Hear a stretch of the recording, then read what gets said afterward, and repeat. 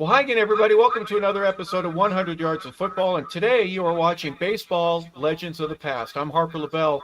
And along with us today, Bob Case and 21-year veteran Darrell Evans. The three of us, are going to go over some of the basics and the fundamentals. We're going to talk about the stars of the past and legendary stories of people that are influences in the game of baseball. And that includes Eddie Matthews. Today we're going to talk about Eddie. We're going to have an entire show based on him. We had Casey Stengel last week, and today Eddie Matthews, a guy that is very, very close to Darrell. Obviously a childhood star of his, a manager when he first gets into the major leagues, and everything in between. And Bob, when it comes to just talking about some of these greats, the legends and the history makers in the in Major League Baseball, when you talk about guys that are in the top 100 of all time, and Eddie Matthews is there, depending on which person you're listening to and what the reporter or the different writer, he's in everybody's top 100, and in many he's in the top 50. A guy that really had an influence, and a huge one in terms of baseball.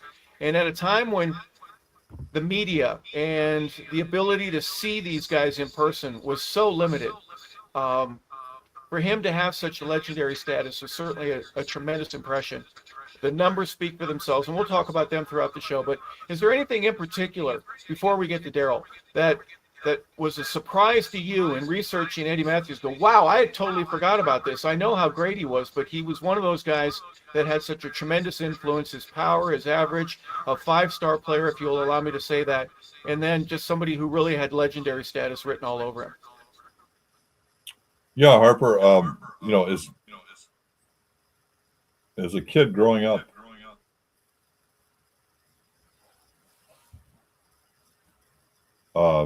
he was the best third baseman in baseball.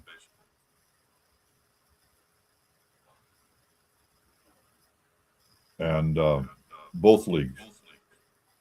And there were some great third basemen, but Eddie Matthews was in a league of his own, just like Mike Schmidt was the best third baseman with Darrell right behind him when he was playing. And so,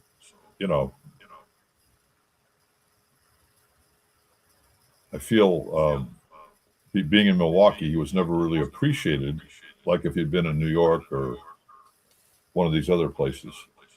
And it's just great to be able to honor him and know, having myself, Bruce Trampler, the matchmaker, Hall of Fame matchmaker, and Darrell were not from Milwaukee, and all three of us were Milwaukee Brave fans, and Eddie Matthews was our favorite player because he was dominating way before Hank Aaron. And he's the only player in history to play with all three Brave teams, Boston, Milwaukee, and Atlanta. And how about how life turns out? Darrell, growing up, had a picture of Eddie Matthews in his bedroom, and it turns out that Eddie becomes one of his best friends and mentors, and taught Darrell so many things, how to dodge a pitch, how to do this, how to do that. And Darrell will tell you all the stories, but it's just great. And Eddie loved Darrell's father, and I got to really know Eddie Matthews when the years I worked with Warren Spahn, because Spahny was best friends with Eddie. So I got to know Eddie and Lou Burdett on a real personal level. We went out many times for dinner, and all just great guys. And Eddie was nobody to mess with, and Darrell will tell you all the stories. I mean, there wasn't any. Warren Spahn said he could have been heavyweight champion of the world as a fighter, and he actually, Frank Robinson was no pussycat, and Eddie took care of him. So the bottom line is, you didn't want to mess with him. And Lou Burdett used to say, when I was pitching, knowing Eddie was at third base, I felt totally safe out there, because it was a great feeling knowing that he could throw at anybody or close to him, and nobody's going to come out to the mound with Eddie at third base. And he had Johnny Logan, another scrappy guy, behind him at shortstop. So anyway, I want to hear Darrell talk about all the great stories being with Eddie and having played, he managed Eddie, he coached. Eddie told Darrell when he walked in spring training when he was a rookie, "Hey kid, I've heard a lot about you. All I want you to do is follow me around."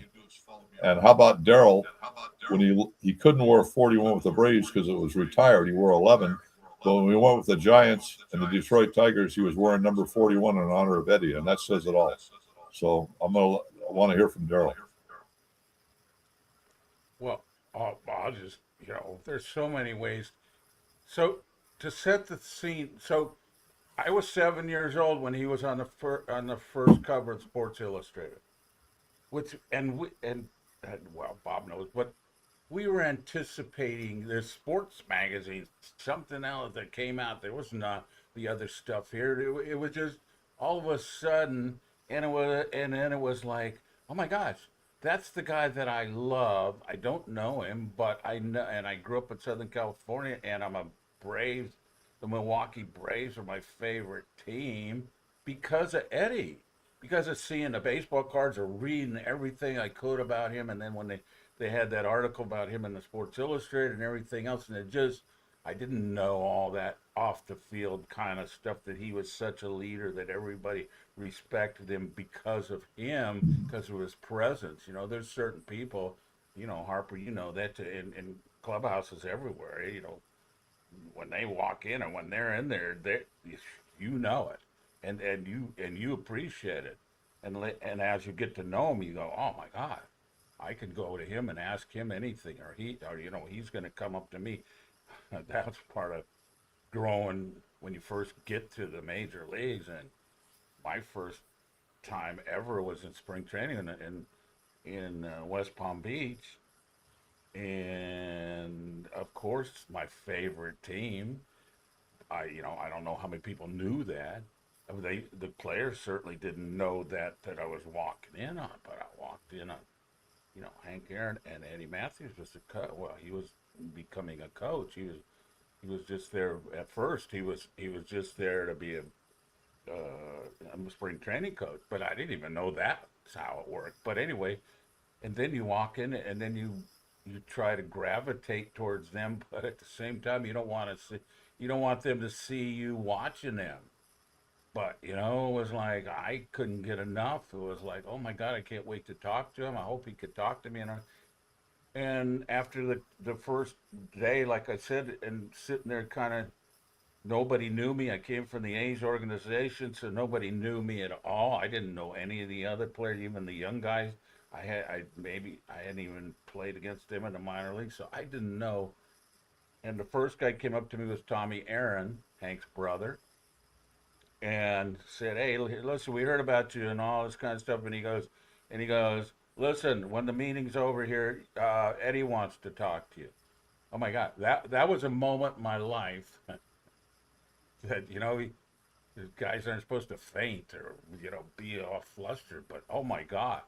And so I didn't even And you knew ask. exactly what he meant, didn't you, Tom? Tommy just made, hey, Eddie wants to see you. You knew exactly what that meant to you. I gotta go visit with the manager of this club, and he didn't even Well, call yeah, me but out, see, he right? I wasn't gotta a go in. manager then. He was just a coach, and it was just my first time, my first day, and I had no idea how things were run or anything like that. And my first thing was Eddie who, but I didn't say it because it was like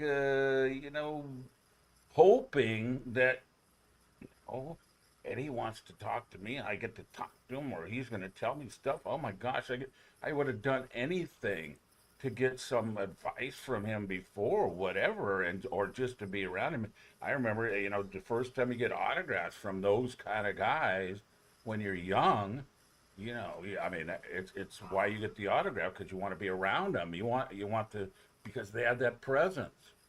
And so, that was of all the excitement and everything else, and not knowing what I was doing. And, I was 21, I think, and barely, and, just lost. I hadn't really been close to that environment at all. And I had this fallback guy that after the meeting, Eddie came up to me. I certainly couldn't talk, but he came up to me and went, "Hey, kid, listen, we heard good things about you, man. Hey, listen, I want you to follow me around everywhere. After, before, and after practice, and we'll be talking and all that kind of stuff." He didn't ask me if that was okay. He just said that, and then walked away. And then then I'm like, well, what do you mean? I don't know. Am I supposed to grab a hold of your belt and follow you around? No, of course not. And then I was like, oh my God, what happens now? And then it was like, well, am I going to do something wrong? I don't want to lose that. You know, what am I going to say? Should I talk to him? Should I ask him questions? So, and of course, we went out and did our first day of spring training, taking batting practice, distraction, and doing all this silly stuff. But um, and you know, he was standing over there with all the other coaches or walking, and he walked around. He came up to me again and kind of introduced himself then. And hey, listen, after practice, I want you to come over here. We're going to go over to the field and hit some ground balls, okay?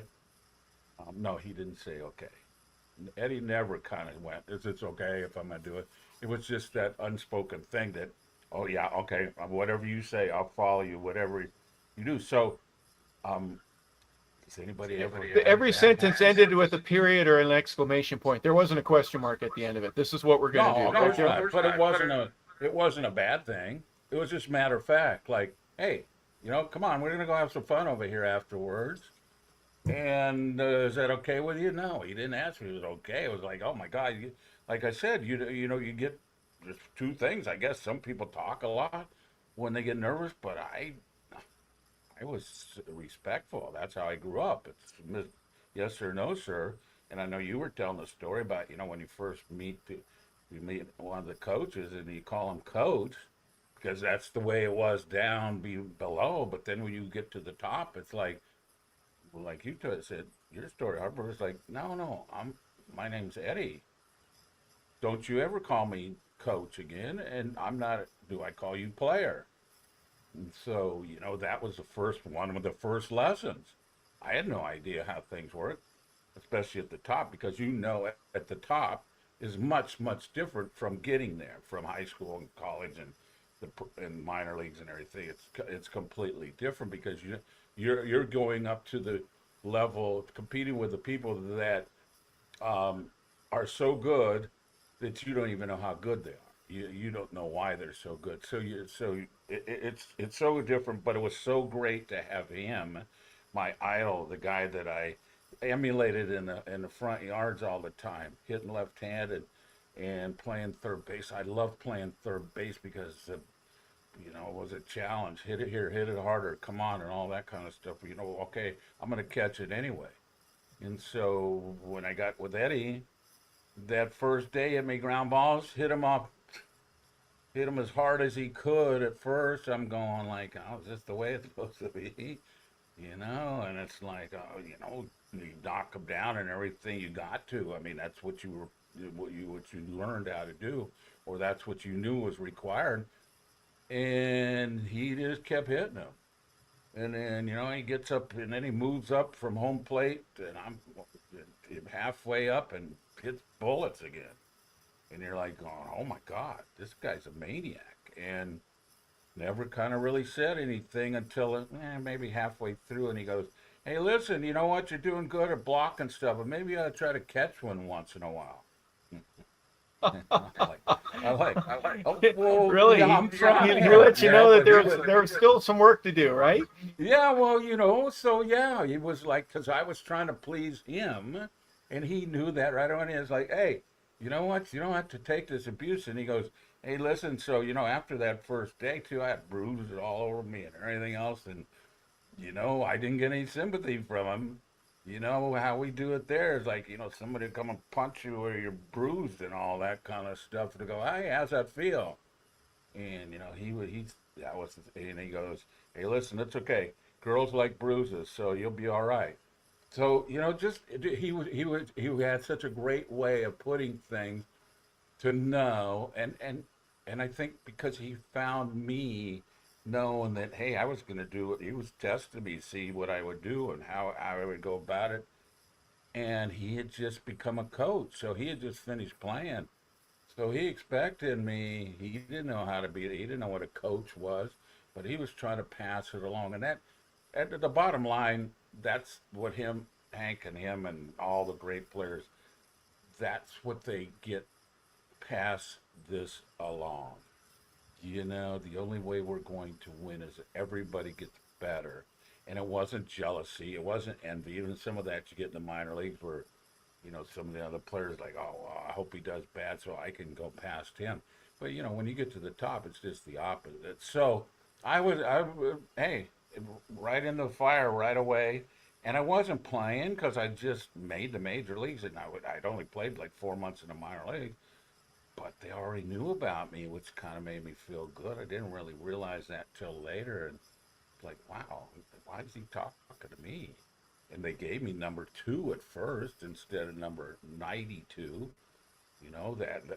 Being a rookie, somebody new, and it was like, and then they came up and said, hey, listen, we were going to give you, they didn't know he was my idol, but we're going to hey, kid, you know what, we're going to try you make you better. You know how we're going to do that? We're going to give you your total access 24 hours a day to your idol.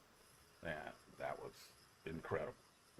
That was like, and at the time, we didn't have cell phones or anything. So after practice or whatever, you're going back and you want to tell your family and your parents and all the excitement of all that and everything else. And I was like, Did you write a letter? Did you write a letter? Do you ever remember writing a letter to someone back home? Come on now.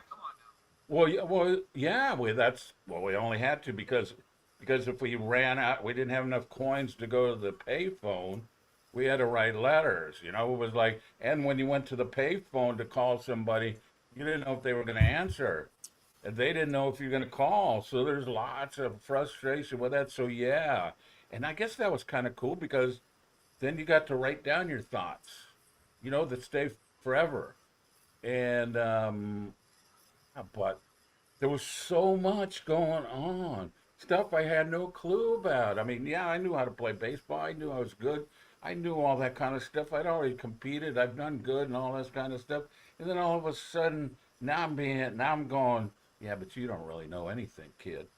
And well, tell me, this was great. And he was so, but well, like I said, he was the man.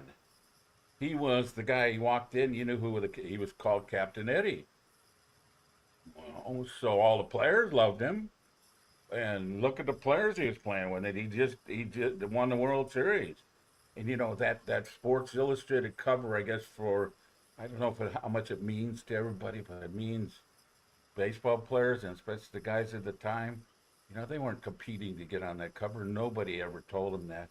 But when they put that cover out with him, nobody complained. Everybody went, yeah, he's the guy.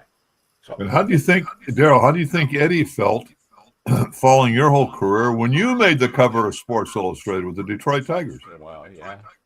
Well, he became my not he was my mentor, and he was, of course, and he was around all the time and everything. But as you know, Harper, we learn more about life the higher we go up. It's not about, we have control of how we can play certain, how good we are in steps, and sometimes you get disappointed, and sometimes it's not fair. But you learn so much about life that you didn't even think about because they're telling you, go, hey, listen, you know what? One of the things Eddie, after I had my first good year in '73, I had a great year in '73, and I could have been MVP. I didn't get any votes, but it was because Hank was on the team, and he was going to break Babe Ruth's record. But so I knew that.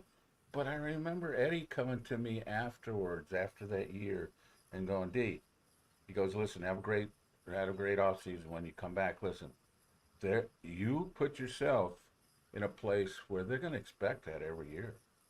And if they don't, they're going to criticize you.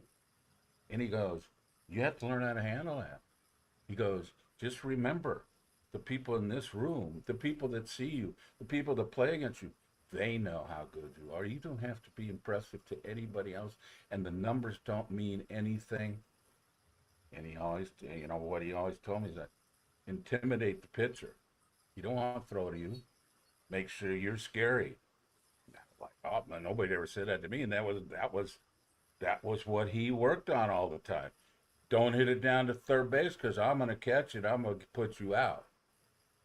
And and don't try to come in there and slide hard on me because I'm going to punch you out. And and if you mess with any of the other teammates and the players or anything, you got me to deal with. Like Bob said, You mess with me it was too. like You the mess with pitchers. me. Yeah. Yeah, the pitchers were like, oh yeah, okay, hey man, come on out, because that I'll tell that a little bit about what Eddie told me about how to deal with that getting hit, and because when you're good, they test you. They're going to try to, first time it's like, hey, they're going to try to throw at you, and here, and he always went, get the hell out of the way, which was completely different from baseball. Because now you hear it all the time. Oh, take one for the team and all that kind of stuff. And he goes, oh, you got to be kidding me. He goes, yeah, okay, there might be some situation where you need to get on base. He goes, but the rest of the time, they might hit you in the wrong spot. You're out. You might not play again. We want you on the field. We want you on the field because we don't want you to get hit and get on first base. We want you to hit the ball in the ballpark and win a game for us. How do you find that kind of positiveness and pushing and it wasn't, and he goes, it's not really that hard. You just got to learn how to do it and be consistent and know what those other people think about you. That's all that's important. And they'll tell you right away. He goes, they're going to throw at you and see if you get intimidated or something. And, instantly that's going to go around all the league. All the pitchers are going to know that. But in the other side, when you don't show that fear, when you don't do that, you scared somebody in Philadelphia. You scared some pitcher over there. You scared some team or some manager and everything. That's what you're capable of being. So that was we worked on that all the time. So I could go there, and everybody went to him. Hank went to him. He was Hank's. You look back now and go, because all the stuff and the threats and he was Hank's bodyguard too. It was like everybody on the team, and so even though he wasn't on the team anymore, he was still that coach that you looked at and went, well, he doesn't look that old. I guess, I don't think we better mess with him. And he'd be the first one out of the dugout. He'd be the first one yelling at somebody on the other team for disrespect, and so. It was a tremendous, tremendous learning process that I couldn't have got as good as I was without all that mental stuff, all that pushing, all that. I played for 3 Hall of Fame managers.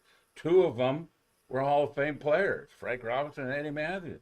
Both of them demanded you do it the right way. You going to say no to them? Of course not. But then they could explain to you how to do it. Not just say, oh, you need to do this, go figure it out. No, they were there for you all the time. So, and Eddie in particular, because, it's a California kid from left-handed hitting third baseman. I was in the right place at the right time. Hey, Darrell, tell him one of my favorite stories is Darrell telling me after his rookie, he said Eddie would have him. He would hit 1,000 ground balls to him every day. And then he said he would get him in the batting cage and throw at his head intentionally. And he was teaching Darrell not to hit the dirt because if you hit the dirt, it's a sign of a weakness to a pitcher. So he had Darrell playing dodgeball, throwing at him. He was a psycho. I'm 21 years old. I ran into this guy. And first of all, hey, let me go hit the ground. I mean, it wasn't about ground balls. It was hitting bullets down there, and going, hey, okay. And one of the things about that was, take your time. If they hit it that hard and you can't catch it, you don't have to pick it up and throw them out before they get out of the batter's box. But I didn't know that. Oh, I kind of knew that. But it's like, yeah. You guys notice that? No. Yeah, we do. Yeah. So relax, back off. Don't panic. You're the one that everybody's watching, so everybody's watching that too. So, and then, like you said, so when I got the batters, well, okay, so in spring training at first, back then, you kind of go down and everybody goes into batting cages and just takes their swing and stuff. And you're basically trying to, football's the same way in a lot of ways. You're trying to get your body in baseball shape. Now, you might be in great, great shape and everything else and doing to be able to run or do that, but to play baseball every day where you're getting banged up all the time, and you got to go from offense to defense. You got to run the bases. You got to slide. You got to dive. You got to come in, and they pat you in the back for making a good play. But they don't realize that, oh, man, I just jammed my thumb. Well, you know what? Okay, how do I deal with that? I don't know. You better. Here's how you're going to try to do it. Okay, and like he said, we know it. We see it. Think about it. When you watch a game, you see everything that goes on in every player. And he goes, not everybody does that. You see every single thing that's going on, not like the people in the stands or the media or anybody else. You're watching that guy because you're trying to get an edge on him. You're trying to figure something out. And, but it was like, so you're one of those guys. I mean, he told me right away, he goes, you're going to be one of those guys because you got talent. So they're going to be watching you trying to pick up something and everything. Don't give them anything. In fact, intimidate them. Make sure they can't. So go down in the cage. I'm hitting. He's throwing batting practice to me. And like I said, he was like 38, so 37, 38 years old. So he was still a young man. But in baseball and sports, at 38 years old, people think you're just about ready to be a retirement home and stuff. It's like, no, he probably still could have played. Well, of course he could have. I mean, 68, he was on a world champion Detroit Tigers, and every one of those guys, a veteran team, Kaline Kashka, all those guys, and all that, and they all respected him too. But he came in his last year and got some big hits for him and all that kind of stuff. They all loved him too. So, he was a perfect example. They all expected him to do good. He's one of those superstar guys that, like Hank, like, yeah, they make mistakes too. They don't always get hits and all that kind of stuff, but you don't really kind of notice it. You expect him to do it, and when he does, it's like, oh yeah, okay, here we go. Let's get Hank up there. Let's get Eddie out there. And then if they don't do it, you don't go, oh man, we can't give him a shot again. Now he's going downhill. That never happened. So it was just the opposite. It was like, okay, get her in the cage. So he'd throw me, and I'd hit him. And especially when he first saw me, he hadn't seen me before, but he threw it. And then he after 8 or 10 pitches, he stopped and he went, oh, okay, that's pretty good. And then he threw me 3 or 4 more. And then he goes, where are you trying to hit the ball? And I was like, nobody really ever asked me that, but I know in baseball we're told to hit the ball up the middle and all that, but nobody ever explains why. I don't know. I guess it was like, well, if you're early, you pull it, and if you're late, and it's like, well, you can't depend on that. Plus, so he stopped, leaned over the cage. I don't know if he needed a break or whatever, and he stopped, and he goes, where are you trying to hit the ball? And I go, so I didn't have an answer, but I went to the stock answer. Well, I'm trying to hit it back up the middle. I'm trying to hit the L screen, and I'm trying to hit the cage and all that kind of stuff. And he just went for the first time, went, what the hell are you talking about? And I was gone. I was stumped. I didn't say the right answer, obviously. And I didn't say anything more. He goes, listen. He goes, every time you hit the ball up the middle, who's the best infielder? Where are the best infielder? Who's the best infielder on the team? Shortstop. Second best, second baseman. Okay, who plays the deepest? They do. Yeah, okay. Who's the best outfielder? Yeah, the Olympic sprinter in center field that catches everything, doesn't go out of the park. And what's the farthest part of the park? Center field. And in his own little way, what the hell are you trying to hit it there for? Hit it over there where it's only 320 feet. You hit that same ball to center field, it's a can of corn, it's out as soon as you hit it. He goes, hey, you hit it over there, which he meant to pull the ball, which is, anyway, yeah. Oh, nobody ever told me that. And so now I had permission. So he goes, okay, hey, let's see. So the next pitch he threw, I tried to pull it. It was like, okay, I'm trying to hit in that direction. As we hear on TV and everybody goes, well, just hit it over there. Just hit it. Well, we can't do that. We have no own time. Nobody can do that. It's all a product of your timing. And then if you hit it, if you're lucky, nobody catches it. So it was like, and then he goes, "Hey, listen, if you hit that same, you hit that same 340-foot fly ball to center field, or that ball to center field." He goes, "If you hit it over there, everybody loves you a lot, man. You get to run around the bases and all that kind, and everybody loves you doing what you're doing, just because you didn't hit it to the best players." And so that was one of my first lessons, but then I still felt I couldn't say that because that's what baseball is all about. Hit the ball up the middle and then, you know, go the other way all the time. And then when it's, 100 miles inside, just turn on it. So that's somebody that doesn't know what the hell they're talking about. You can't do that. If you could, everybody do it.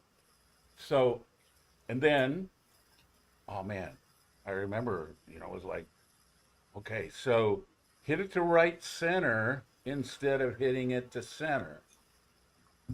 He goes, well, maybe that'll work. Let's see. And I did. And he goes, why don't you aim to hit it to right field? Or hit it down the right field line. So I tried.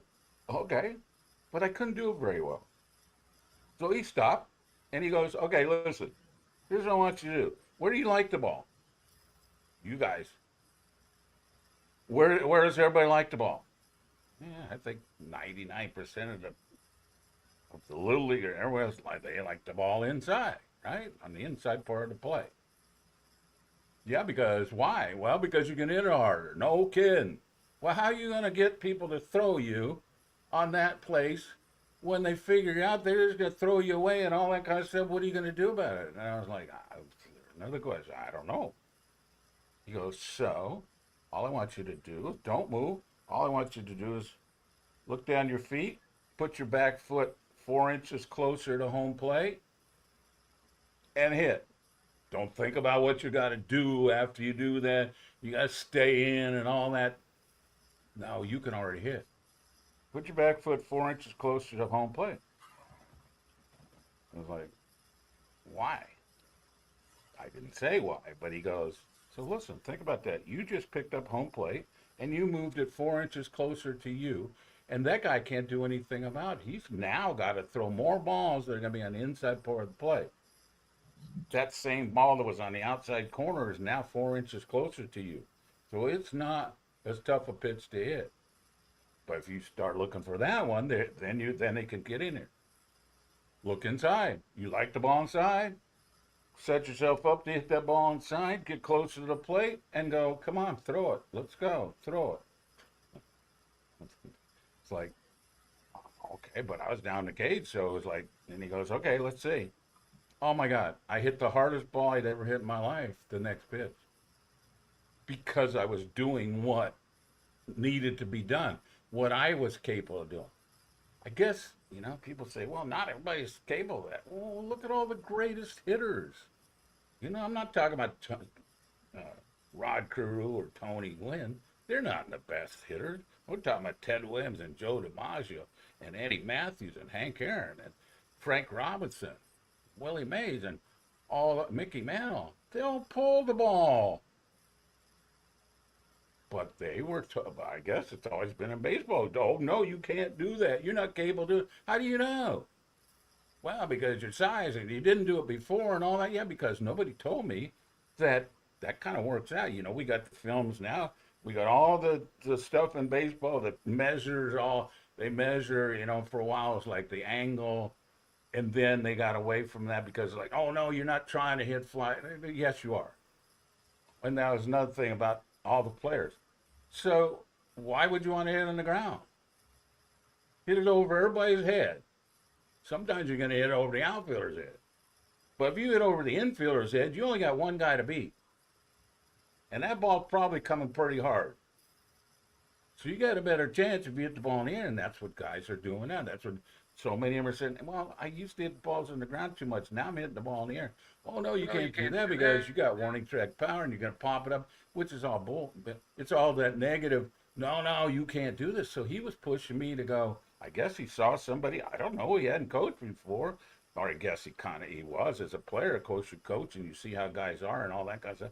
But he saw something in me and went, oh my God, I'm going to give him all my stuff, and let's see how it works out. So, like you said, Bob, later on when I played for him, managed him. I got to be one of his. We got to be great friends. My family was great friends.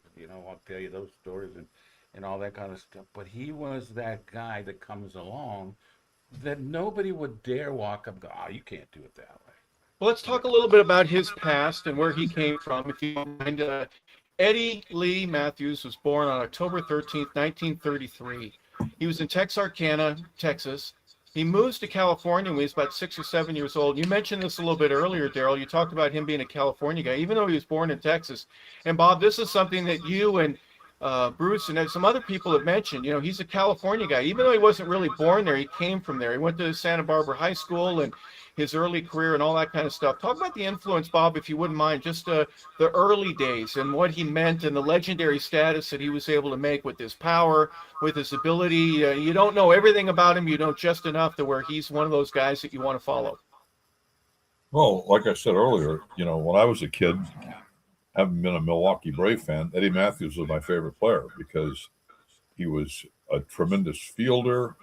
And I heard inside stories from some of the players that, like, if a guy was scratched out, said he was hurt or something, and he wasn't in the lineup with the Braves, Eddie would go up to him and say, "What the hell's wrong with you? You got your arm hurts? Get the hell out there." And now think about this. So Darrell's his protege, which I find very interesting. Darrell would always say the number one guy in his life, as far as influencing his career when he turned pro, was Eddie Matthews. And Darrell was never on the DL. Now, where do you think he might have inherited that toughness from? From a guy like Eddie, who would bitch at his teammates if they weren't playing. And a couple of times the players, he'd say, "Why aren't you in the?" He said that to Joe Adcock one time. "What the hell? Why aren't you playing?" And Adcock went to the manager and said, it was Fred Haney, and went back in the lineup. So the point being, he was just that kind of a guy. He was a gruff, tough guy and a leader, and he was an idol to every kid back in the day. He was a great left-handed hitting third baseman, and had Ty Cobb, the great Ty Cobb, is quoted. You can Google it. He said Eddie Matthews had one of the 2 or 3 best swings he had ever seen in his life. Ty Cobb said that. So, Eddie probably went out a little earlier than he should have because he liked to have fun and everything. But I'm telling you, in his prime, when he told Darrell, "You got to come after you hit that 41 home runs. If you don't do that," he hit 47 in his second or third year. So that's why he probably said that. They probably expected him to hit 47 every year. But he's a pure baseball guy. Now, how can you not love, if you love the game of baseball, how can you not like a purist, a guy that, loved and lived the game, and that was the most respected guy on the Milwaukee Braves and the Atlanta Braves and the Boston Braves? He was a kid. But, I mean, when he was in his prime, the most respected guy by everybody in every aspect: intelligence, playing ability, being a badass, sticking up for his teammates, every area, So how could you not? I say we were blessed to have an idol like Eddie Matthews. He 18 years old when he signs with the Braves. That's a year or two in the minors, and then he gets to Boston. His career speaks for itself, guys. I'm just going to go over a couple of the numbers for you. His career batting average was .271. He had 2,315 hits, 512 home runs. And Darrell, you would know how many players in the history of the game had over 500 home runs? 1,400 and 53 RBIs total. Boston, Milwaukee, Atlanta Braves from 1952 to 1966. He played for all 3 organizations. He was with the Houston Astros in 1967, and that's kind of an interesting year. I couldn't find a single picture about Houston other than one of those team photos that you would have, or one with him with a bat on his back, hanging over his left shoulder right before he's going to go to batting practice during spring training. In 67 and 68, he finished his career in Detroit, and they end up winning a world championship. He goes out a winner, which is really something amazing. He was a coach with the Braves from 71 to 72, so he was out of baseball for 2 or 3 years. And then Darrell, as you know, and we'll talk about this from 72, 3, and 4. And by the way, 74 is the year that everything changed in baseball with Hank. And on the cover of Sports Illustrated and a few other things that, two-time Major League champion. He went to 3 World Series in his career. Darrell, just talk a little bit about, just the early days that you would remember and why he was a hero to you. Was there something in particular about the numbers, or was it just, he's the tough guy that everybody should have on their team? He led in so many different categories with hits, with runs, with RBIs. Maybe not necessarily with batting average, but certainly with runs batted in and home runs. What impressed you early on in his career? Well, you got to remember he got there a little bit before Hank, a couple years. I think 1.5, 2 years. Of course, because he was in Boston, Hank wasn't. But when they went to Milwaukee, so when they went to Milwaukee, they were the best team in baseball. They lost. I mean, they won 57, and in our prime when we were growing up, they were the best team in baseball. Well, back then we didn't get to see much, but when you win the World Series, you get to see a lot more, and you see all that, and it was like, what I remember was like, Hank Aaron was protecting Eddie Matthews. That's how good Eddie Matthews was. Hank Aaron was the protector, in a lineup and stuff like that. You put guys in front of this guy and this guy, and then that's what you expect. So if you try to get Eddie Matthews out or you get him out, you're lucky. But if you don't get him out, then you got to face Hank. So all that kind of stuff combines and everything. So he was that guy, and he wasn't a movie star idol, although he was a good-looking guy, and everybody felt that way. But they didn't know about him until Milwaukee. Like he says all along, it's like, hey man, I played in Milwaukee and Atlanta. Well, you didn't play very much in them. I played in Milwaukee.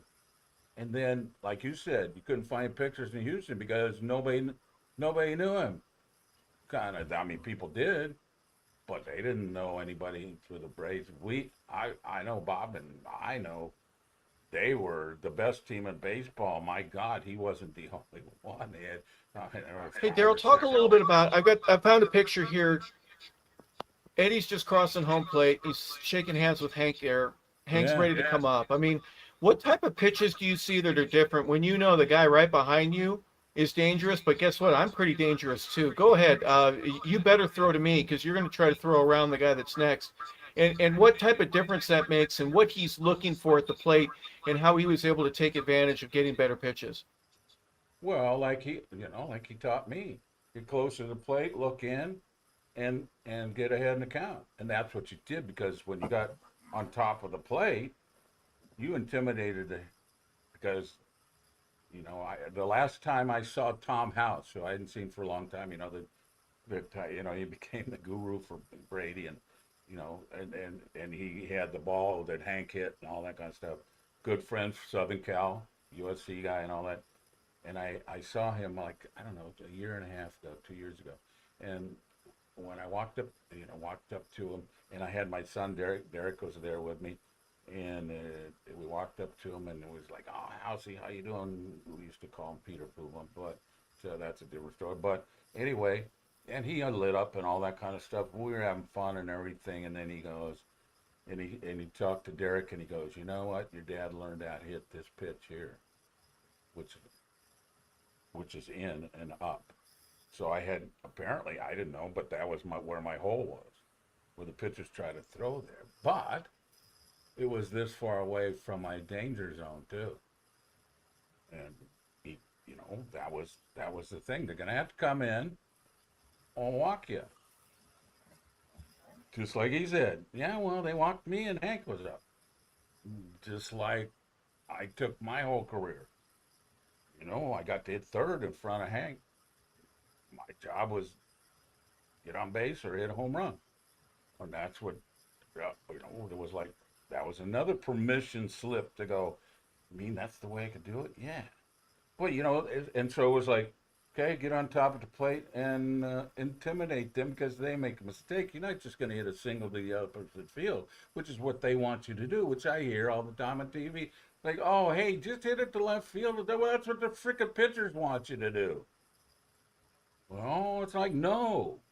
I got to be patient enough to get a mistake and not miss it. But the best guy's just more consistent and hitting it good. So that was another learning thing that was like, oh, that's how you. Well, yeah. And then we talked about, and then I was like, well, if I get close to the plate, in my mind, they're like, I'm gonna get hit more, and they're gonna throw me and all that kind of stuff. And just the opposite happened.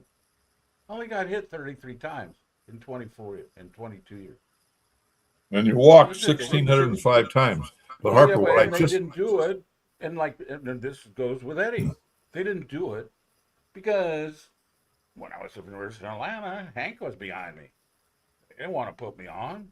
Of course not. They didn't want to pitch to him, but they had to get me out. And so he was passing that along, not just to me, but to all of us. Like, this is how it works, guys.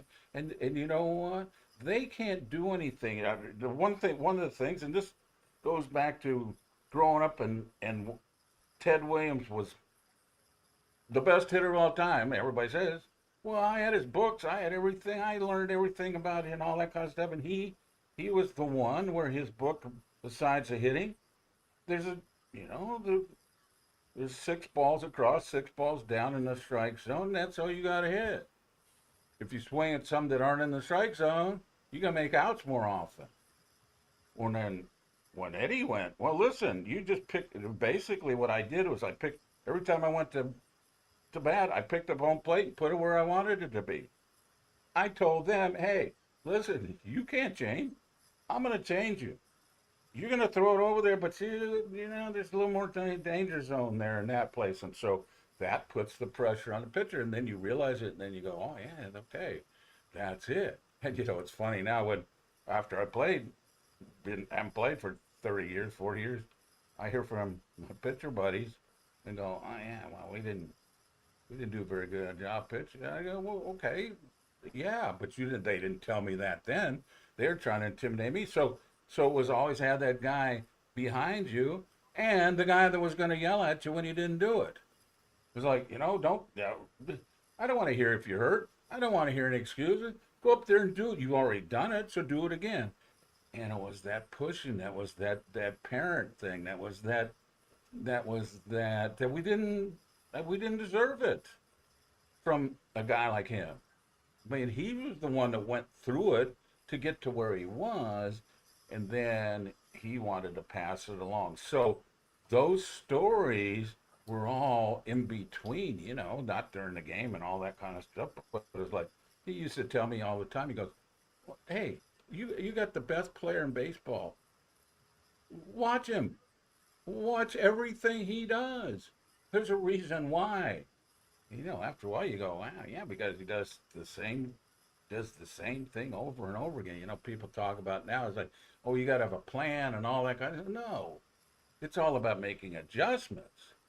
You just need to get the opportunities, and when you start looking for the opportunities, good things happen. You get prepared for those opportunities. Oh, yeah. It's like, so if they pitch you away the first game of the series and they get you out or do pretty good, what do you think they're going to do the second game? Doesn't matter who's pitching, doesn't matter who's catching, doesn't matter who's it. Yeah, they're going to try to get you out, and you're going to try to take that away from them. You get closer to the plate. And then it was like nobody's going to laugh at me because I can blame it on Eddie.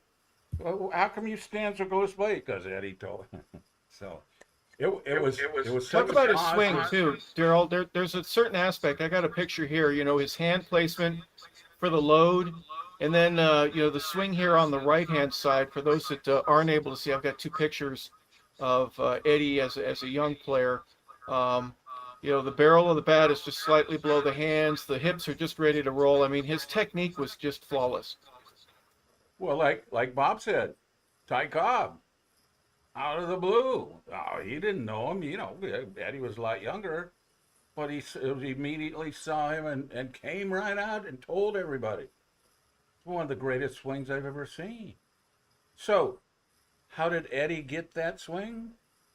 And, we talked about that too. Well, hey, man, if I got to figure out how I'm going to hit this ball in here. If I'm going to make them throw it here, I got to learn how to do it. So you do. So you get more direct. You don't have, you talked about load. A lot of guys don't load at all. Most guys don't. When you're in little league and stuff, they tell you to do all the, well, all those moving parts makes it much harder. You just want to go forward. You want to go straight, pretty much like a tennis player does when he hits a backhand. That's all they do. They don't go way back. They just go right here and use that. And it's like, hey, you shorten up, shorten up, shorten up.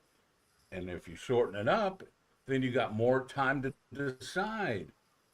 I mean, you're talking about, hundreds of a time, seconds, hundreds of a second. So, but they become like, oh yeah, you're right. I can let that ball.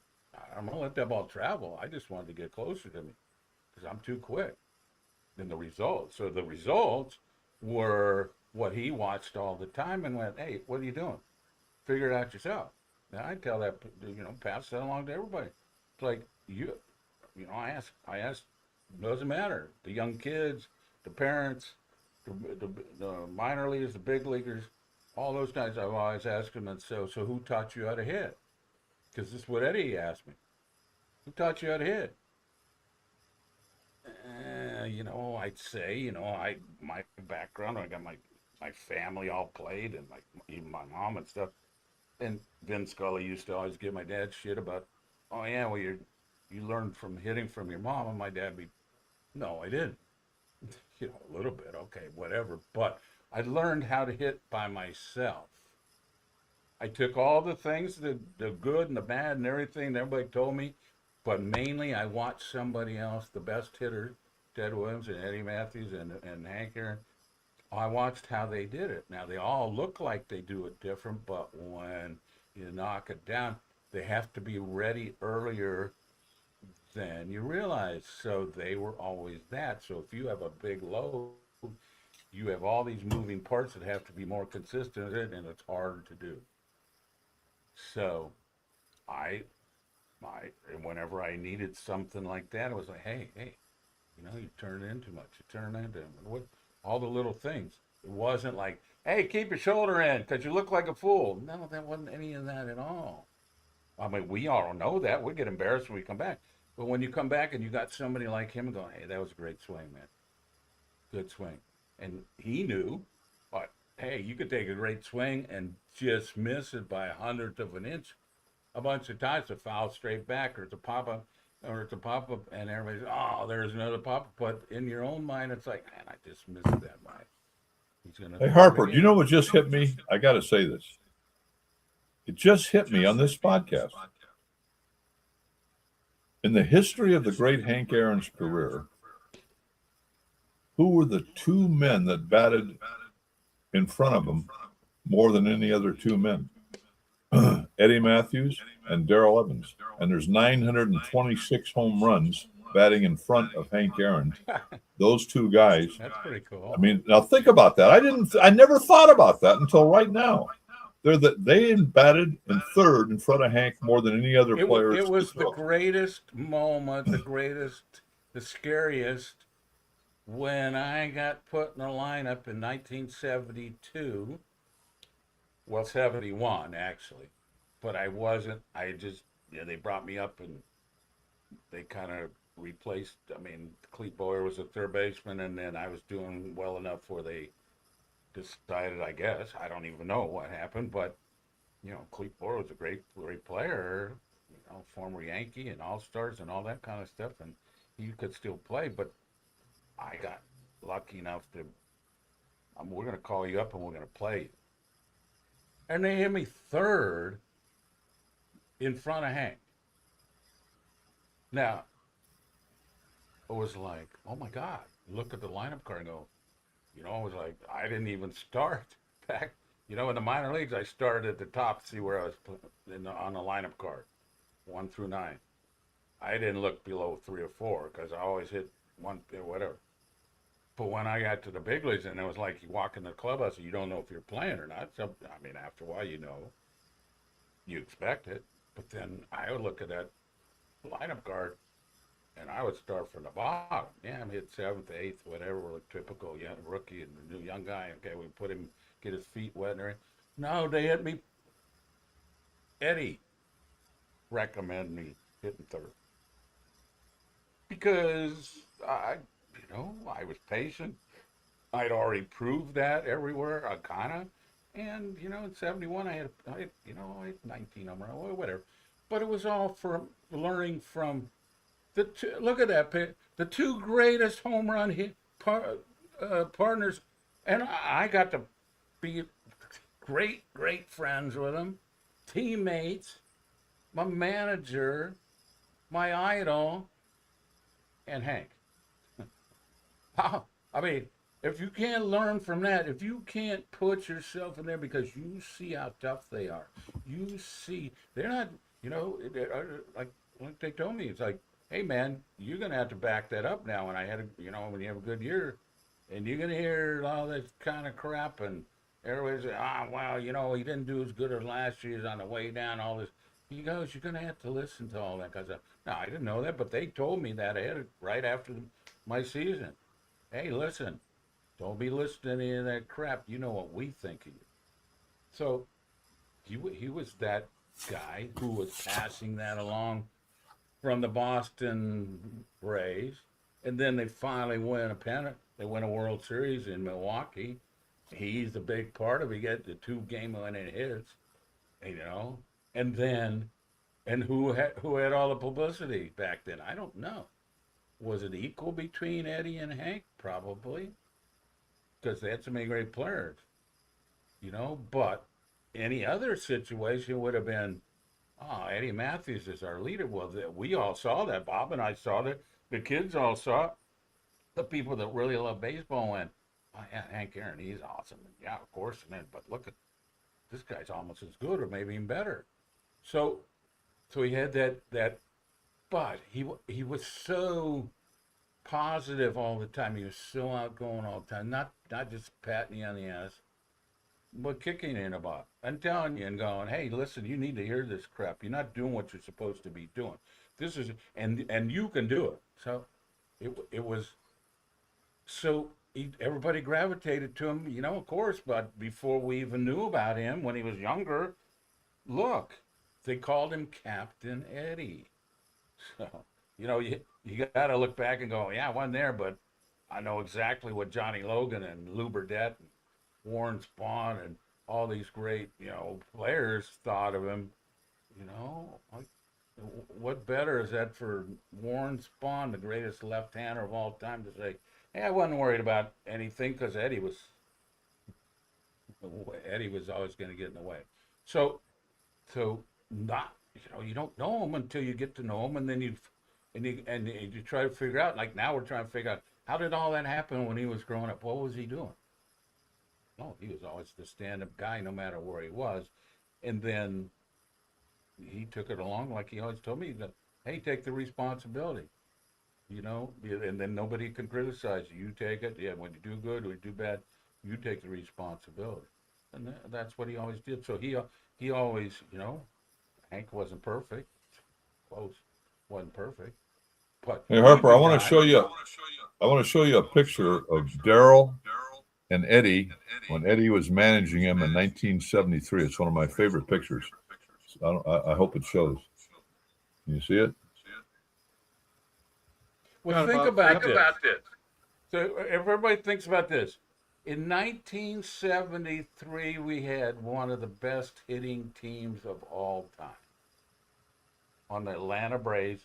We came in 5th in the division. That's how good the other teams were. But think about, we had 4 guys with 99 RBIs. Oh, 4 guys. You had to go through that.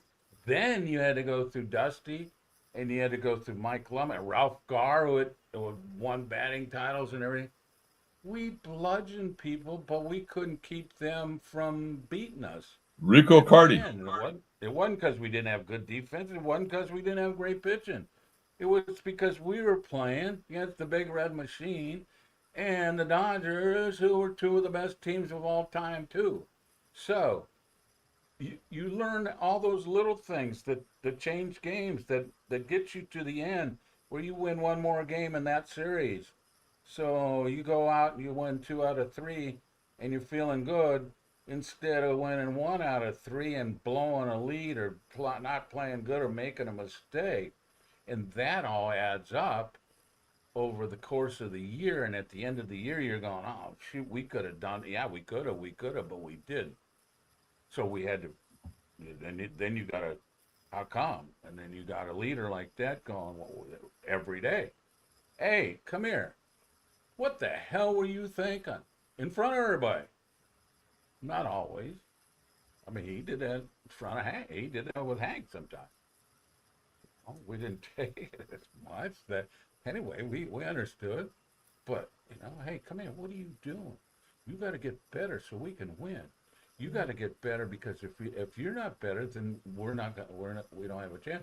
You only have to get better 1 or 2 games, and we're going to be in the playoffs or in the World Series or whatever, and all that kind of stuff. So that was a learning thing, that he was always on top of that. And thank God he wasn't a shy guy or anything like that. Nothing. I mean, Hank wasn't shy either, but Hank wasn't necessarily the first guy that would be up in front teaching everybody. He would in the back, but not front. Eddie was. Hey. Oh, listen, come here. I want to talk to you. So, I got in '73. We're blood. I don't know. We scored 7, 8 runs a game. I mean, you had to pitch through 8 guys in a lineup that could take you deep. I think Marty Perez was our shortstop. I think he had 11 home runs that year. It was like Dusty had 99 RBIs. Hank had 99 RBIs. Rico Cardi. Well, no, Rico wasn't on. No, that was Ralph Garr and Mike Humm in the outfield. And then Hank was playing first base a little bit too. So to get everybody else in the lineup, and then and Davey Johnson, 99, he was a great player in Baltimore, but nobody thought he could do what. But he did because Eddie told him, this is what I'm expecting of you. And I look back and, rest in peace, Davey. He belongs in the Hall of Fame, I think, for his managerial. He was a great player, too. But and people go, oh, all of a sudden he hit 43 home runs. He never hit more than 25 or something. Well, yeah, because you didn't want to disappoint Eddie. You didn't. Because he wasn't going to back off. He was going to get in your face and go, why aren't you doing it? So, I know Davey bought in, obviously. And then, him and Eddie got pissed at him because Davey was doing so good he wanted a day off. And Eddie got, no. And Davey got pissed, and they even ended up swinging at each other and all that kind of stuff because he was putting him in the lineup and going, get your ass in the lineup. Oh, you're tired? Get in there. We got to, we're going to take you out of the lineup. When most of the time it would be the other way around, right? Didn't happen very often, but he wasn't going to let that happen. So I guess he learned that from somewhere, and he was just passing along. So all those little things every day was so much fun to go to the ballpark. Not just because he was the manager, but we were around baseball. I mean, go home and tell people and tell Bob or whatever, like I said, and then they go, really, that's how? Yeah, I didn't know that either. But I'm going to the greatest school ever. And the guys can still play. They don't talk about it. They don't go, well, I used to do it. Now you go, watch me. So it was 73. Hank was, we'll talk about Hank in another one, but, nobody knew, unless you were a Milwaukee Braves fan or a big baseball nut, nobody knew who the hell Hank Aaron was until he got to 700 home runs. He wasn't in the picture of hitting of, Mickey Mantle or, Willie Mays was maybe do it. Everybody thought nobody's going to do it. But if it was, it would be them. Nobody mentioned Hank, except he was the best player in baseball. And amazing that he had his buddy at the right time, being the manager, protecting him. You know, his best buddy, it was still protecting him. It was Eddie Matthews. And then people went, oh, that Eddie Matthews, was he? Oh, yeah, he's pretty good. Yeah, they hit 1,000 home runs between them. But they're Like, still the number one and two in history well, home they'll run always hitting be. teammates. Oh, yeah, they'll always be. So, yeah, but you know, he didn't walk around and go, "Oh, look at me." No, he walked around like, "Hey, how can you get yourself better? How Yeah. can you learn? Hey, listen, go watch him. Go watch him." Oh man, I remember one of the most fun times was when Eddie took over as a manager. You know, he's a coach already, and we were going down in spring training to play the Washington Center or Texas Rangers, whatever the Senators back then, in Pompano Beach, which was a bus ride, I don't know, an hour or whatever from West. We were in West Palm. And Eddie was so excited for at least a week, and it was like, you know, he'd be around, he'd be going crazy and stuff, and I go, "What? Hey, what's going on there and stuff?" He goes, "I'm gonna go see Ted." And I went, "Ted? Yeah, we're gonna go play, and I'm gonna go get to see Ted. You know, Ted Williams, the best hitter of all time." I was like, wow. So that day in the in the morning we got dressed and we get on the bus and we used to dress at home because by the time whatever, and we get down there and he jumps off of that bus and they're already taking batting practice. Ted's standing behind the cage, and here's Eddie Matthews almost sprinting over to go give a hug to his good buddy. Can you imagine that picture? I mean, you know, the pictures of him and Hank are enough. The picture of Ted Williams and Eddie Man, and you know, they were both left-handed, so they could talk. They're both left-handed, right-handed throwers. They had you know, we're getting ready to take batting practice, and it's like, no, I'm not going out there and get loose. I'm going to walk over there and try to get and hear what they're talking about. Right? Nobody wanted to take batting practice. We wanted them all to listen to him. So I go over there, and he calls me over, and Eddie calls me, goes, "Hey, come here, I want to introduce you." So I walk over there, and here's Ted Williams, you know, bigger, and he's tall, you know, and everything. He's not intimidating, but he's Ted Williams. And so he, Eddie grabs me, puts his arm around me, he goes, "Hey, it's the guy." And Ted he goes, "Darrell, nice to meet you. This guy loves you so much." He goes, "Remember, listen to everything he says because he knows what he's talking about." Oh my God. I was like, I couldn't talk or whatever and everything else. And, you know, and I was so nervous and everything like that. And so, and that's like, so then you get to want to walk away and you go, "No, listen, I want to hear it. Talk, you know, come over here and watch with us." So now we're going to take batting practice. And instead of Ted going in and afterwards his team's done, he stands there and I got to listen to him and Eddie Matthews talk hitting, talk baseball, talk fishing, talk everything for an hour. And he included me. And as I took batting practice, got done and stuff, and usually back then we took batting practice, take 7 or 8 swings, and you run around the bases, practice base running, and all that kind of stuff. Well, as soon as I took my first round, I was going to run down to first base, and Eddie goes, "No, come here." And I went behind him, and Ted Williams goes, "Where'd you learn how to hit like this?" And I go, "Your book?" Ted Williams' book that tells you how to do things and everything else. And I go, "But that guy taught me how to hit." He goes, "Yeah, I see you standing right close to plate." He goes, "Why you do that?"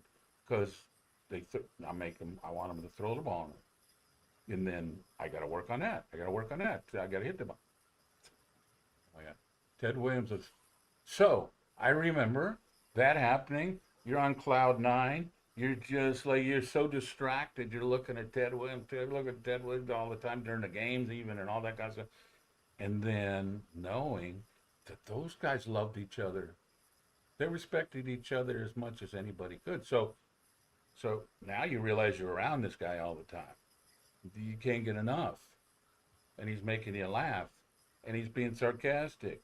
and he's patting you on the butt, and he's kicking you in the butt, and asking so much of you, but he's always there for you all along. So we know why he was so good, and it's a shame to me. I look back and I think, man, he was 36 or something, and I mean, it's a shame he didn't, whatever. I don't know. Nobody knows. He was hurt, or was it that mystique from back then was, well, he's too old to play. He's getting up there.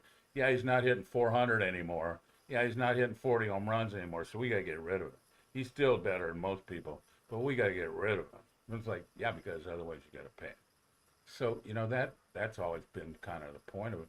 But having Hank around, but I think it was divine intervention or something. He's the manager when Hank's going through all the stuff of beating Babe Ruth and all that. And that was much more than just home runs. That was the country. Everybody loved. It was like a record that's never going to be broken by Babe Ruth. So who was such an icon, and so glad they got to enjoy that too because they were so good. Remember, they won in '57. They were up 3-1 in the World Series in '58 and lost. Then And the they playoffs lost in '59. They played the Dodgers in the '59 the playoffs. Dodgers. So they had the best team. Wonder why? They had Warren Spahn and Lou Burdette, and they had great pitching and all that kind of stuff. But why were they the best team in baseball? Hank Aaron and Eddie Matthews. Yep. No question. And I got to be a part of that. Hey, Darrell, tell them about how close Eddie was with your family. Well, that was another great. There's so many things.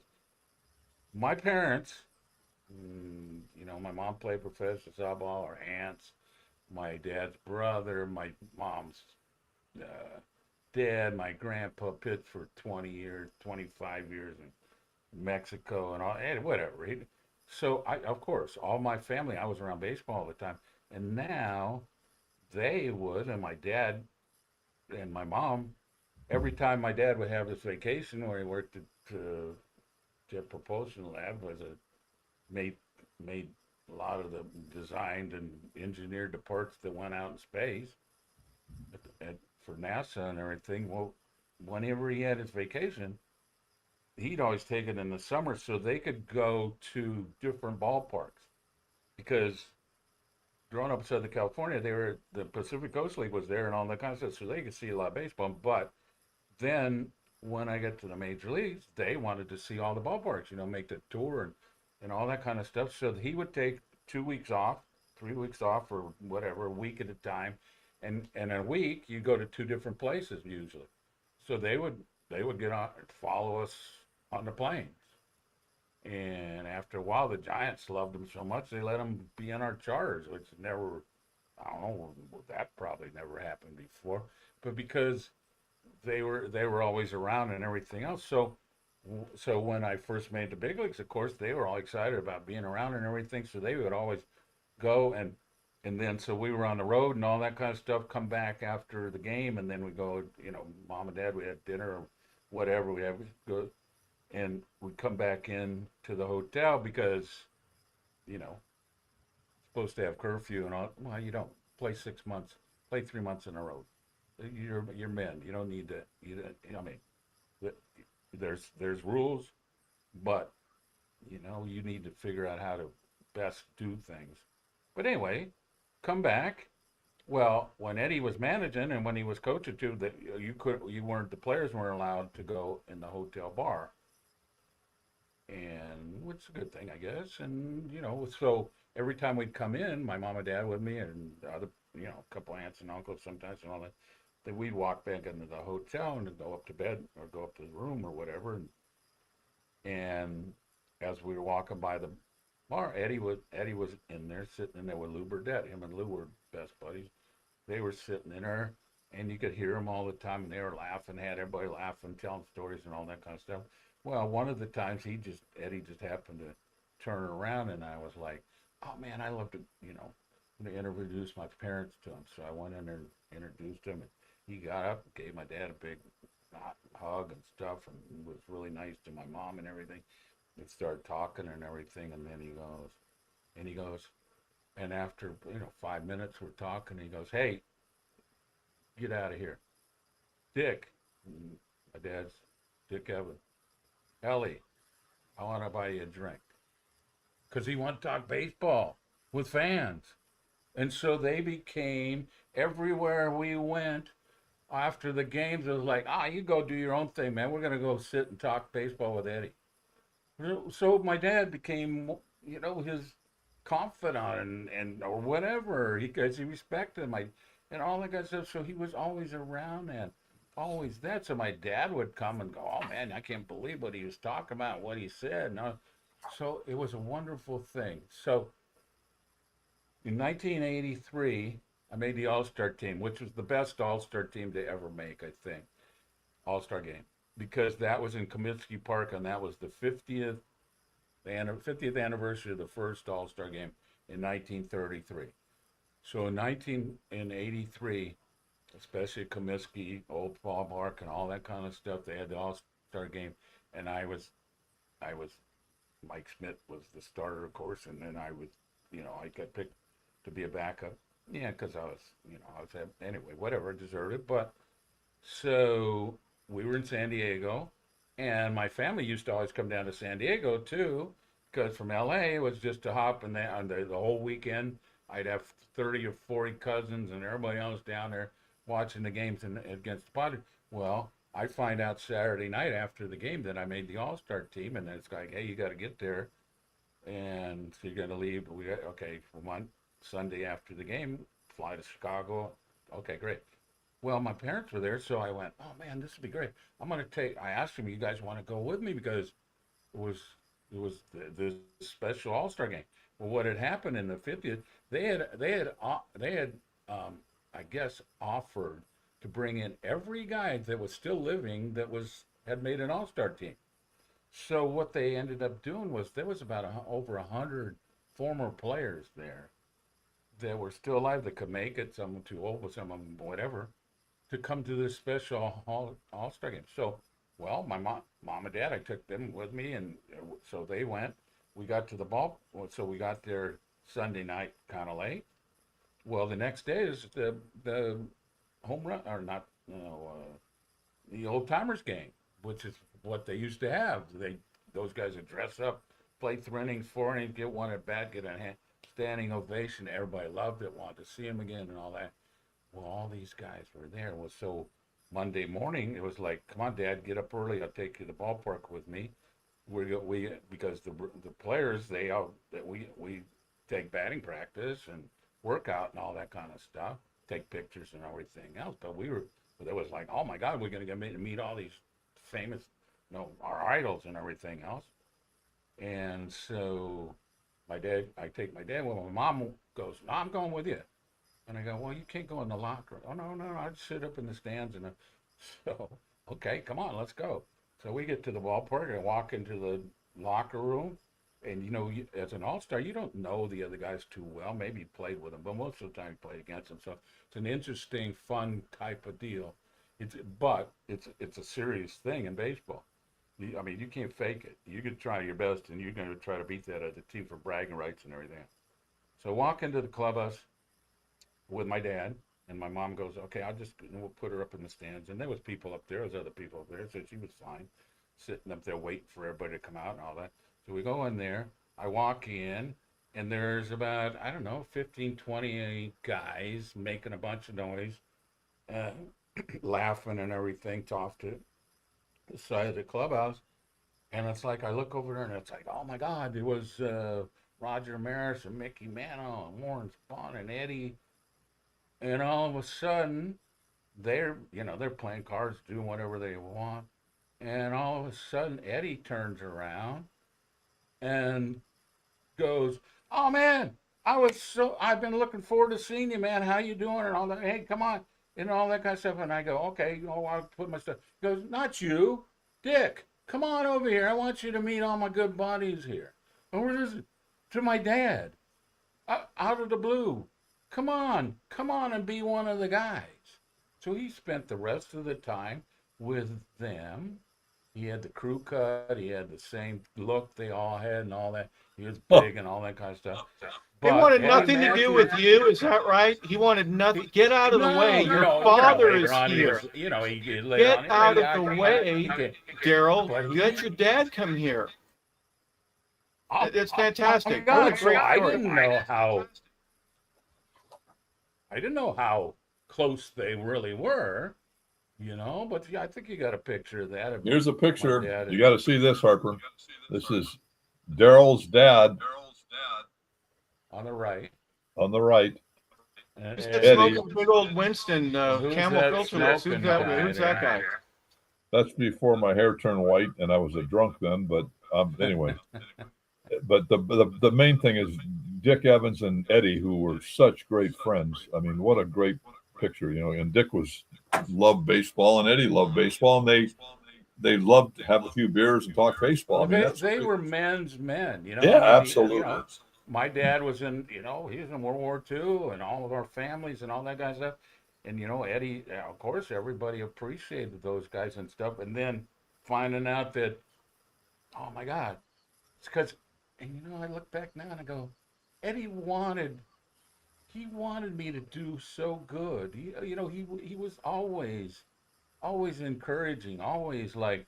And then when I didn't get to see him after a while, then every once in a while I get a telegram back then or whatever. Go, hey man, I saw you the other night. You threw. So I don't know how that happened, but my family got included. So and I got, like I said, one of the greatest thrills ever for me was, hey, come on over here. Me? No.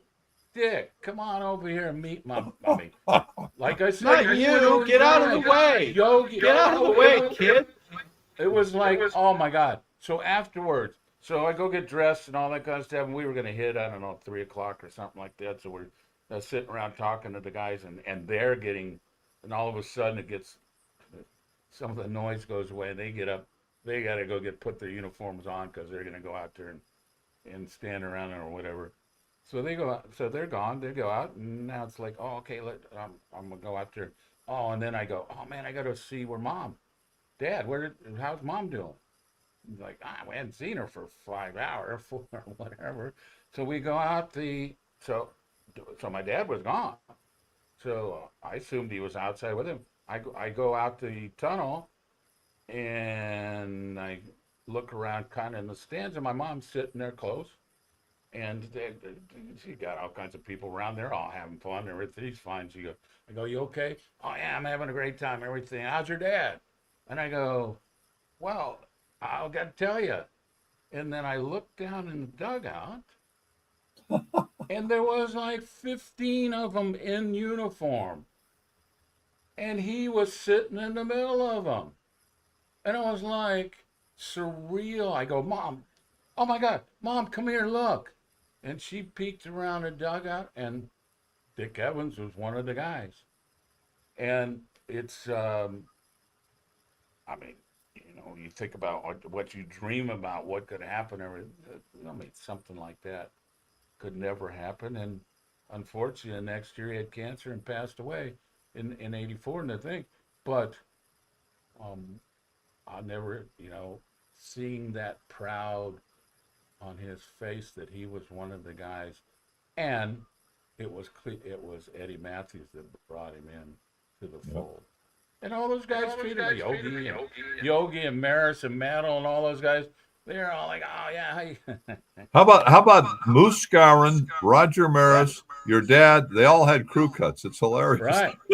So that's part of why they loved him too, I think, because they all had that short crew cut hair. And the military kind of cut on the side and all that. So, and he was big like them, I guess, So, and Eddie brought him in, so of course they accepted. That's what Eddie Matthews was to everybody.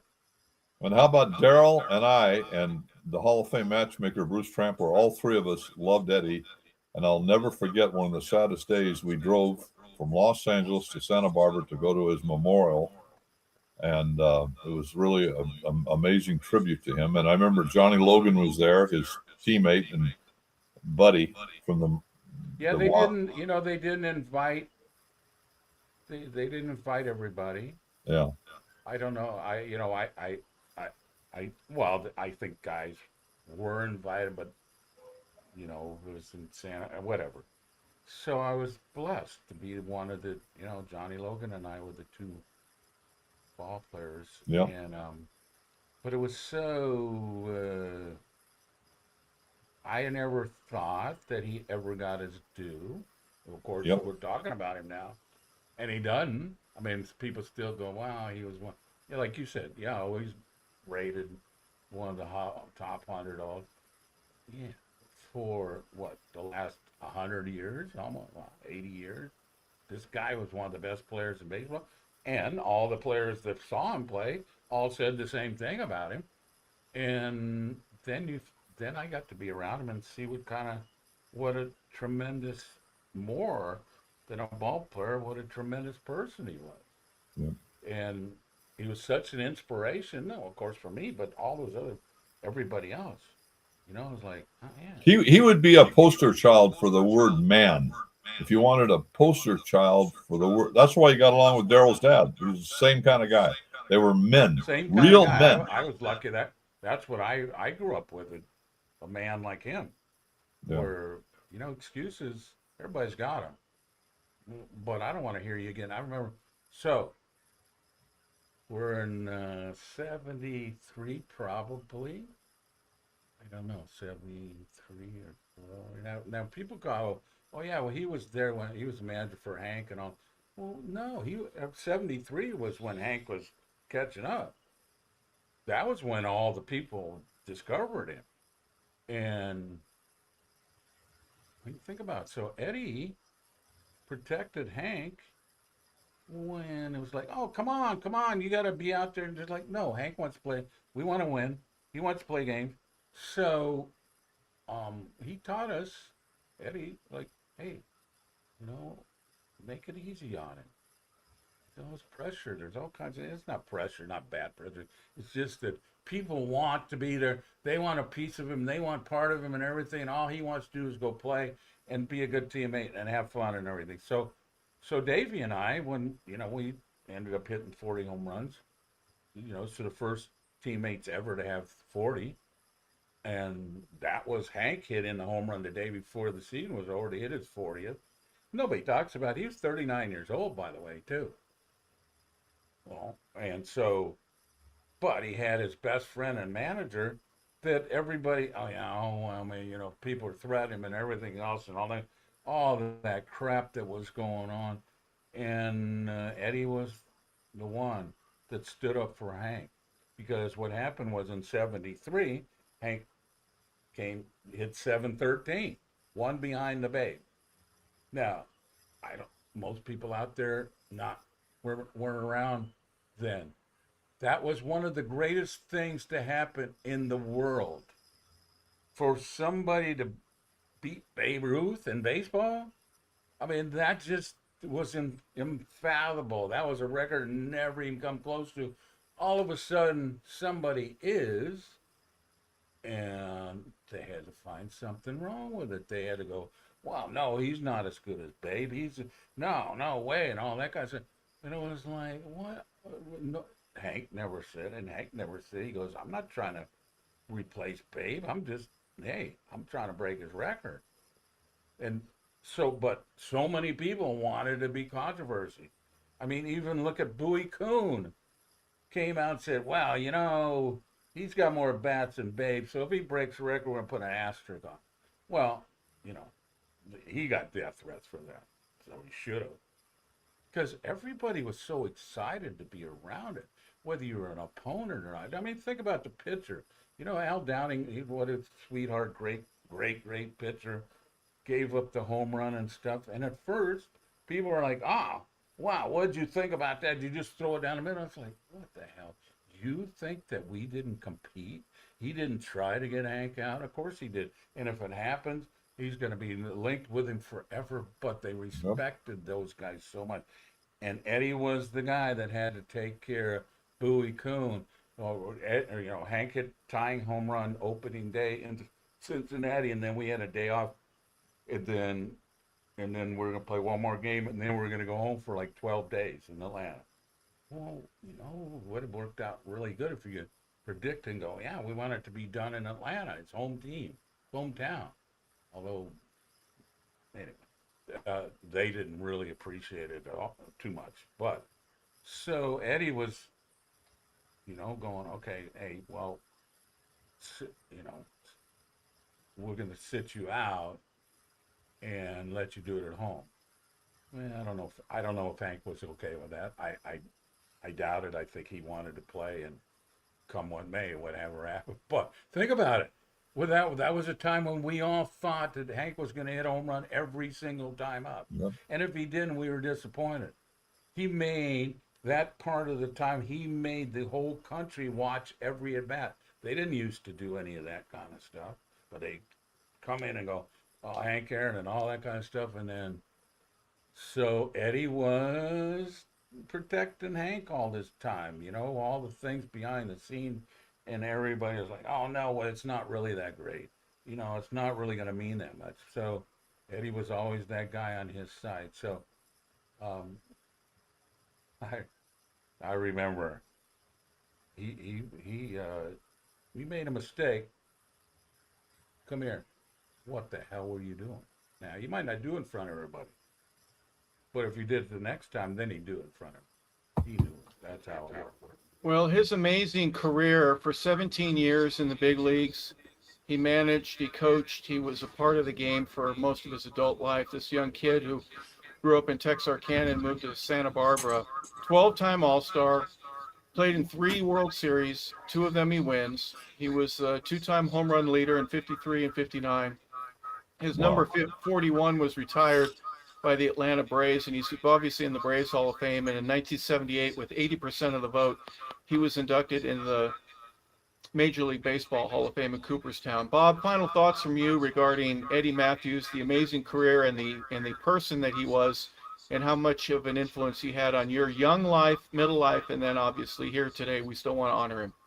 Well, I got to be honest with you, Harper. I got to thank Darrell, because if it wasn't for Darrell Evans, I would have never really gotten to know Eddie in the beginning, and then I got to know him through Warren Spahn later. But my he was my idol like Darrell. But what a great thing it is to get to know and hang out and go out and stay out all night with your idol. I mean, that's really, and he was a fun guy, and I'm so glad we got to see him through Darrell's eyes, because I know Darrell was Eddie had proteges, and I know Darrell was probably his number one protege, a guy that he really felt responsible for Darrell's development, and the connection between the two of them, as evidenced by both of them 41, is really, we're really honored to have you, Darrell, share your memories of him from an inside, not from a fan or a friend. You were in there with him, in the battlefield with the guy. So what a great, I mean, you've told me over the years more stories about him, and it would take us 2 days to tell them all, but they're all great stories. And he was loved and respected by as much as any major league player by his teammates that I've ever. They used to say he partied hard outside baseball, but he left it all on the field. And that was the word about Eddie Matthews. The guy was just and anybody else that didn't play the game with the same intensity he did, he'd be on their butt, as Darrell attested to. So anyway, you were so lucky to have him as your mentor, and I was lucky to have him as how lucky were we that we idolized him when we were kids? Anyway, well, great to have him. he always said, it's like, there's no excuse for effort. Yeah, I mean, you don't have to have any talent. Right. It wasn't just physical effort. It was this. And I know Harper, early when you first introduced him and stuff, he was a 5'2" guy that nobody, people didn't, I don't know, they didn't really talk about 5'2" guys. The only time they talk about 5'2" guys is if a guy's really fast. Because the other was like, well, it's not fast, so he didn't have that tool. No, he was a great base runner and all that kind of stuff. But he always was making you think. And what he knew was and Watch the best guys. Yeah. Watch how they are. You don't know what's in their minds sometimes, or whatever, but they're consistent. They keep doing the same thing. We know exactly what they're going to do, and we accept their, in baseball especially, 7 out of 10 times you're out. We accept that. You make errors, but you don't make mental mistakes.